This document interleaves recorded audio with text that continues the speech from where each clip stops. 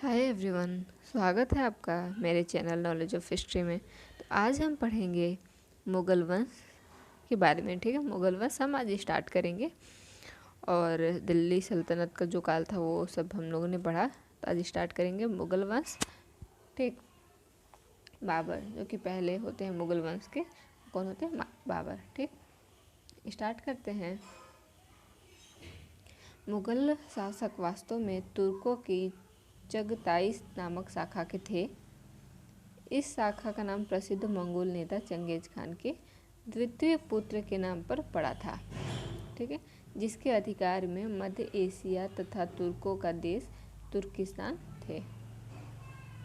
बाबर का पूरा नाम जहीरुद्दीन मोहम्मद बाबर था। इसका जन्म 14 फरवरी 1483 ईस्वी को फरगना में उमर शेख मिर्ज़ा एवं कुतलुग निगार खानम के घर हुआ था। ठीक है, पिता की मृत्यु के बाद लगभग 11 वर्ष की अल्पायु में जून 1494 ईस्वी में वह फरगना के सिंहासन पर बैठा। शैबानी खान ने 1501 ईस्वी में सर ए पुल के युद्ध में बाबर को पराजित कर मध्य एशिया से खदेड़ दिया। ठीक है,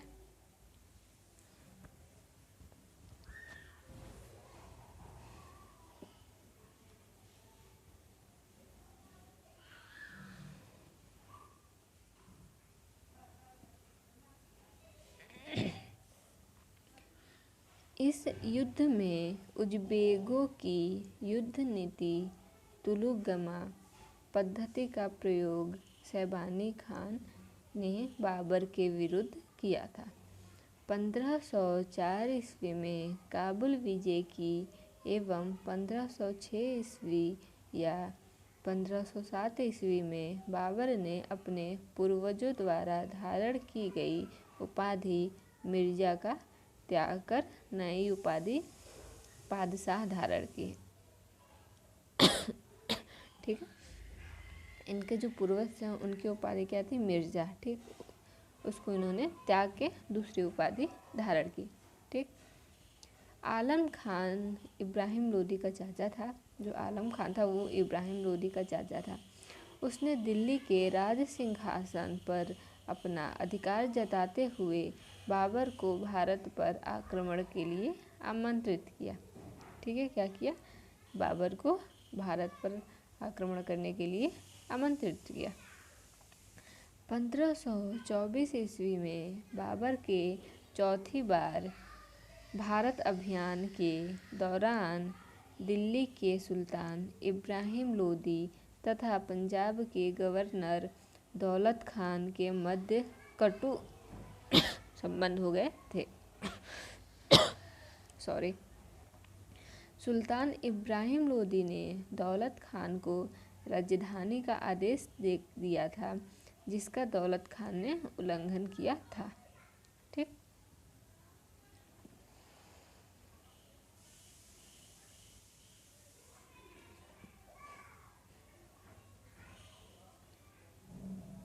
दौलत खान ने अपने पुत्र दिलावर खान को बाबर के पास इस संदेश के साथ भेजा कि वह सुल्तान इब्राहिम लोदी को दिल्ली के सिंहासन से अपदस्थ कर उसके स्थान पर उसके चाचा आलम खान को पदस्थ करने में सहायता करे। बाबर के लिए यह स्वर्णिम अवसर था, क्योंकि उसे मेवाड़ के राजा राणा सांगा का भी निमंत्रण प्राप्त हो चुका था। अतः बाबर को यह विश्वास हो गया कि भारत विजय का अवसर आ गया है। ठीक है, पानीपत का प्रथम युद्ध आप लोग को याद ही होगा, अगर आप सीरियसली पढ़ाई करते हैं तो पानीपत का प्रथम युद्ध कब हुआ था? 21 अप्रैल 1526 ईस्वी में। ठीक, को बाबर तथा इब्राहिम लोदी के बीच हुआ। ठीक, बाबर के पास विशिष्ट सुविधाएं थी। उसके तोपखाने ने इस युद्ध में आश्चर्यजनक कार्य किया।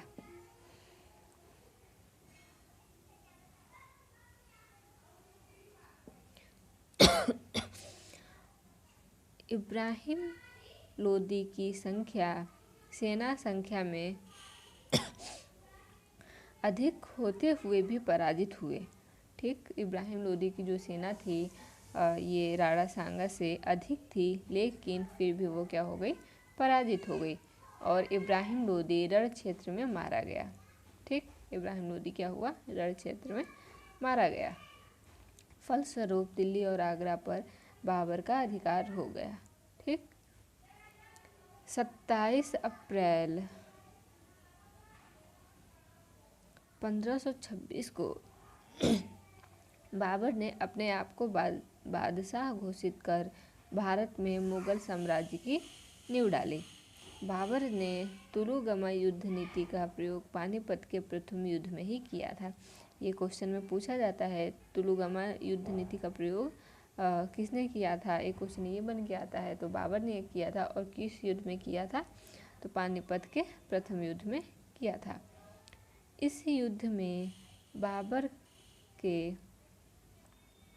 की सफलता का सबसे मुख्य कारण उसका विशाल तोपखाना था, जिसका नेतृत्व उस्ताद अली कुली नामक एक व्यक्ति कर रहा था।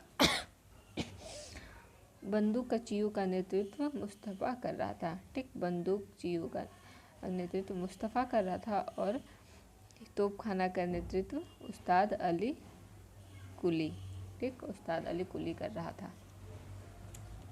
ठीक है, अगर आप लोगों को वीडियो अच्छी लगती हो तो प्लीज़ लाइक और शेयर कर दें और मेरे चैनल को सब्सक्राइब भी कर दें, जिससे मेरा हौसला बढ़े और मैं आगे वीडियो बना सकूँ आप लोगों के लिए। आगे देखते हैं।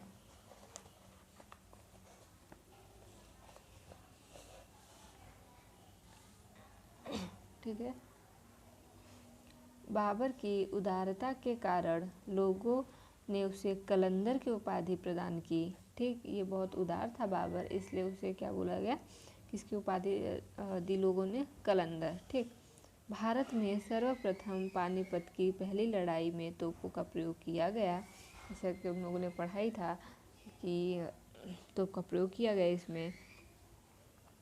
बाबर ने खानवा के युद्ध में जिहाद की घोषणा की थी। खानवा का युद्ध 17 मार्च 1527 ईस्वी को बाबर और राणा सांगा के बीच हुआ। ठीक, इस युद्ध में राणा सांगा पराजित हुए। ठीक है, खानवा का युद्ध किसके बीच हुआ था, बाबर और राणा सांगा के बीच, और इसमें भी बाबर की जीत होती है और राणा सांगा की हार होती है। इसी युद्ध में विजय श्री मिलने के उपरांत बाबर ने गाजी मतलब काफिरों को मारने वाला की उपाधि धारण की। ठीक, काफिरों का प्रयोग अभी भी हम लोग में किया जाता है, अभी भी मुस्लिम करते हैं। ठीक, पता नहीं क्या ही चलता रहता है ये, लेकिन काफिरों को मारने वाला कहा गया गाजी को, तो गाजी की उपाधि बाबर ने धारण की।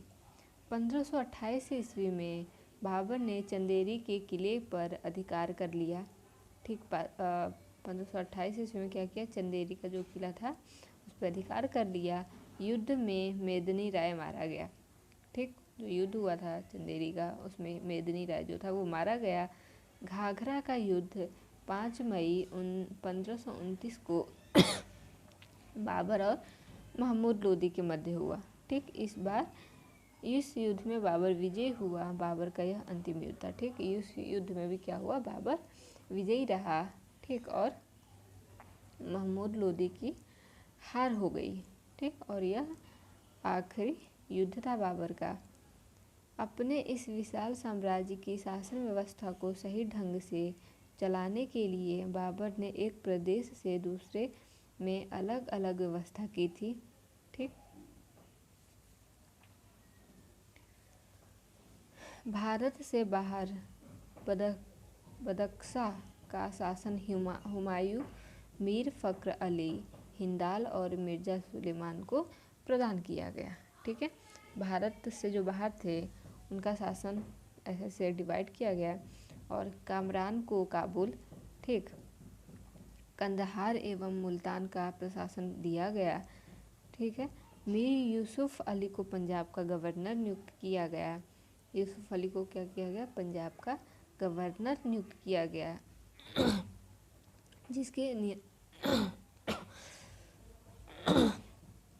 जिसके नियंत्रण में भीरा, लाहौर, दीपालपुर, सियालकोट, सरहिंद तथा हिजार फिरोजा सम्मिलित थे। हिजार फिरोजा से लेकर बलिया तक के प्रदेश तथा बयाना, चंदेरी एवं ग्वालियर तक के प्रदेशों में बाबर ने एक नवीन शासन व्यवस्था कार्यान्वित की। ठीक है, देखिए कहाँ तक बाबर का साम्राज्य बहुत दूर तक फैल चुका था। चंदेरी एवं ग्वालियर तक के प्रदेश जो थे वो शासन में आ गए थे किसके, बाबर के। इस प्रकार बाबर का साम्राज्य बदख्शा से बिहार तक फैला था। बदख्शा से बिहार तक, ठीक। बिहार कहाँ है, ग्वालियर कहाँ है, सारा इसके अंडर में आ गया था, ठीक। किंतु आधुनिक राजस्थान का क्षेत्र उसके साम्राज्य में सम्मिलित नहीं था। ठीक है, जो आधुनिक साम्राज्य है वो उसके क्षेत्र में सम्मिलित नहीं था। सॉरी, आप लोग को दिख नहीं रहा होगा, ठीक है। ठीक, इस प्रकार बाबर का साम्राज्य बदख्शा से बिहार तक फैला था, किंतु आधुनिक राजस्थान का क्षेत्र उसके साम्राज्य में सम्मिलित नहीं था। यह क्षेत्र उस समय विभिन्न राजपूत शासकों के शासनांतर्गत था, मतलब शासन उनके अंतर्गत था, जो राजपूत उस टाइम के थे। ठीक है, देखते हैं आगे। मुगल साम्राज्य की आधारशिला रखने वाले जहीरुद्दीन मोहम्मद बाबर ने, ये बाबर का पूरा नाम है, ठीक। जहीरुद्दीन मोहम्मद बाबर ने अपने जीवन संबंधी घटनाओं को एक ग्रंथ में स्वयं ही लिखा। इसे तुजुक-ए-बाबरी या बाबरनामा कहते हैं। ठीक है, इसने अपना एक आत्मकथा कह सकते हैं, ठीक। उसने लिखा था, उसको क्या कहते हैं, बाबरनामा या तुजुक-ए-बाबरी। ठीक, बाबर ने अपनी आत्मकथा में जिन दो हिंदू राज्यों का उल्लेख किया है उनमें से एक है विजयनगर और दूसरा है मेवाड़। ठीक है, तुर्की भाषा में बाबर द्वारा लिखित यह ग्रंथ संसार की श्रेष्ठतम आत्मकथाओं में स्थान रखता है। अकबर ने अब्दुल रहीम खान खाना द्वारा बाबरनामा का फारसी भाषा में रूपांतरण करता है। ठीक है, अकबर जो है अब्दुल रहीम खान खाना द्वारा, ठीक, इन्होंने भी बाबरनामा का फारसी में रूपांतरण किया था। ठीक है, इसके अतिरिक्त बाबर द्वारा पद्य रचनाओं का संकलन दीवान में किया गया है, ठीक, जो तुर्की पद्य में श्रेष्ठ स्थान रखता है। पद्य में उसने एक नवीन शैली में मुबय्यान लिखा जो मुस्लिम कानून की पुस्तक है। ठीक, पद्य में इन्होंने क्या किया था, मुबय्यान लिखा था, जो कि मुस्लिम कानून की एक पुस्तक है। बाबर की एक रचना रिसाल-ए-उसज, ठीक, या खत-ए-बाबरी थी, जिसकी शैली नवीन मानी गई है। मुगल बादशाह बाबर के सेनानायक मीर बाकी ने अयोध्या में बाबरी मस्जिद का निर्माण कराया था। जो क्या बोलते हैं, अभी जो अयोध्या में ये चल रहा था, ठीक है, बाबरी मस्जिद, वो किसने किया था, हाँ, ठीक, मुगल बादशाह बाबर के सेनानायक मीर बाकी ने अयोध्या में जो बाबरी मस्जिद है, बाबरी मस्जिद का निर्माण कराया था। ठीक, तो आज हम पढ़े हैं बाबर के बारे में, ठीक। आगे हम देखेंगे, इसके आगे हम फिर पढ़ेंगे, ठीक। तो आई होप आप लोग को वीडियो अच्छी लगी हो, ठीक है। अगर अच्छी लगी हो तो please like, share and subscribe कर दें, ठीक, जिससे मैं मोटिवेट होती रहूं। तो तब तक के लिए धन्यवाद।